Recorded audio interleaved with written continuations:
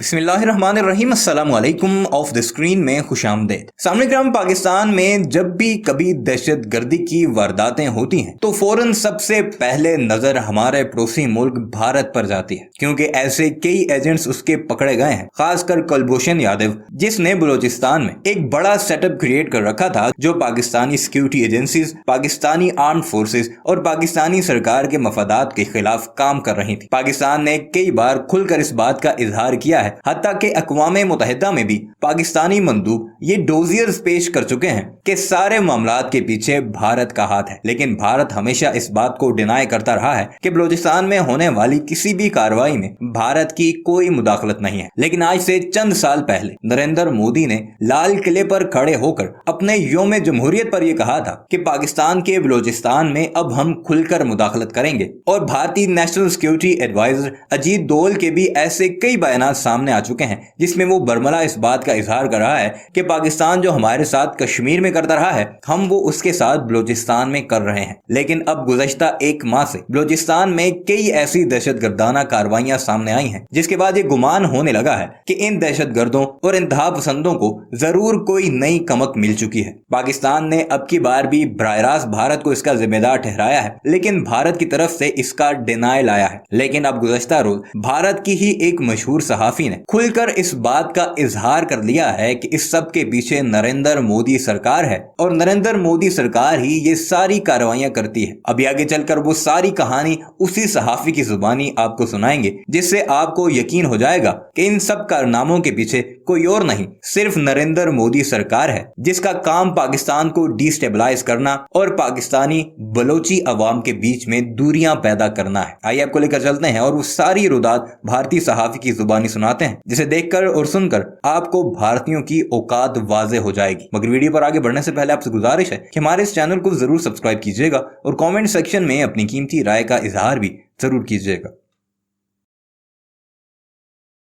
Bharat terrorism और violence के किसी भी तौर तरीकों का सपोर्ट ना करने की अपनी पॉलिसी पर बरकरार है, ऐसा भारत सरकार का कहना रहा है।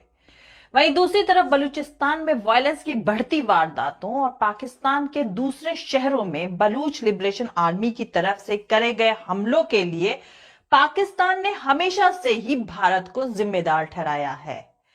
खैर, पाकिस्तान का भारत पर जो इल्जाम है उसमें कितनी सच्चाई है ये तो नहीं कहा जा सकता है, लेकिन मैं एक बेहद अहम बात आपको जरूर बताऊंगी, जिससे आप पाकिस्तान के इल्जाम और भारत का बलूचिस्तान और बलूच लिबरेशन आर्मी को लेकर क्या रुख है उसका सही और साफ अंदाजा जरूर लगा सकते हैं। वैसे दोस्तों, मैं आपको बता दूं कि बलूच लिबरेशन आर्मी 1964 से ही एक एक्टिव अलगाववादी ऑर्गेनाइजेशन रही है और पाकिस्तान के बलूचिस्तान सूबे के साउथ वेस्ट में अफगानिस्तान और ईरान से सटी सरहद पर एक्टिव रही है।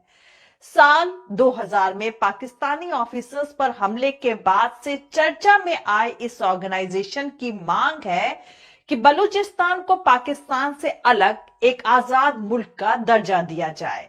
2004 से बलूच लिबरेशन आर्मी ने पाकिस्तानी सरकार पर हमले तेज कर दिए हैं और पिछले हफ्ते यानी 26 अप्रैल को पाकिस्तान की कराची यूनिवर्सिटी में एक अटैक में 3 चाइनीज सिटीजन्स की मौत हो गई थी। कराची विश्वविद्यालय के कन्फ्यूशियस इंस्टीट्यूट के सामने हुए इस हमले की जिम्मेदारी भी बलूच लिबरेशन आर्मी ने ली है। मतलब ये हमला भी 2004 से शुरू हुए उसी सिलसिले की एक कड़ी है। तो दोस्तों, यहां पर आपको बता दूं कि बलूचिस्तान में वायलेंस यानी हिंसक एक्टिविटीज और वारदातों के लिए पाकिस्तान ने हमेशा से भारत को ही जिम्मेदार ठहराया है और पाकिस्तान पर टेररिस्ट को पालने का इल्जाम लगाते हुए मोदी सरकार ने इशारा दिया है कि बलूचिस्तान के अलगाववादी नेताओं को भारत का सियासी सपोर्ट हासिल होगा। National security adviser Ajit Doval की तरफ से प्रपोज्ड पॉलिसी पर काम करने का फैसला नरेंद्र मोदी ने प्रधानमंत्री बनने के कुछ वक्त बाद ही ले लिया था, लेकिन अभी भारत की तरफ से इस पर कोई संजीदा बयान नहीं दिया गया है। अजीत डोभाल ने नेशनल सिक्योरिटी एडवाइजर का अपना पद संभालने के बाद से भारत में पाकिस्तान सपोर्टेड आतंकवादी हमले बढ़ने पर फरवरी 2014 में कहा था कि एक और मुंबई अटैक का अंजाम पाकिस्तान के लिए बलूचिस्तान खोना हो सकता है। और एक बार लाल किले से प्रधानमंत्री नरेंद्र मोदी ने पाकिस्तान के आतंकी रवैये की बात करते हुए उसे घेरते हुए बलूचिस्तान का जिक्र किया था। तो कुल मिलाकर अगर कहा जाए तो जानकारों का मानना यह है कि मोदी सरकार अगर चाहे तो पाकिस्तान की दुखती रग बलूचिस्तान पर हाथ रखकर इंटरनेशनल डिप्लोमेसी को नया मोड़ दे सकती है। वैसे भारत ने काफी लंबे वक्त से बलूचिस्तान मामले से खुद की दूरी बनाई रखी है। एक आध बार मुद्दा भी उठाया पर एग्रेसिव तरीके से नहीं।